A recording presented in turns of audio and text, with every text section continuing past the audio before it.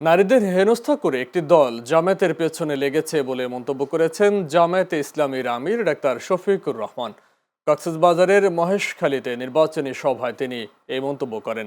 ক্ষমতায় গেলে অপমানজনক বেকার ভাতা নয়, যুব সমাজের জন্য সম্মানজনক কাজের ব্যবস্থা করা হবে বলে প্রতিশ্রুতি দেন জামায়াত আমির।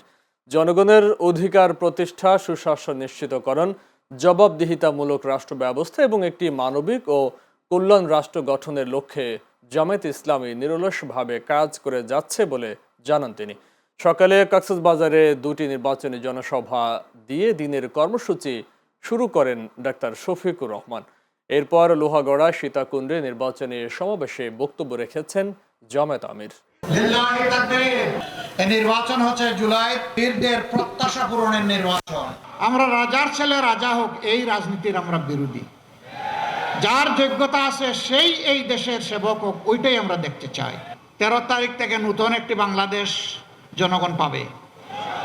সেদিন আমাদের মায়েদেরকে আমাদের মাথার উপরে তুলে মর্যাদা দেব ইনশাআল্লাহ। তাদেরকে ঘরে চলাচলে, কর্মস্থলে, সব জায়গায় তাদের পূর্ণ নিরাপত্তা নিশ্চিত করা হবে।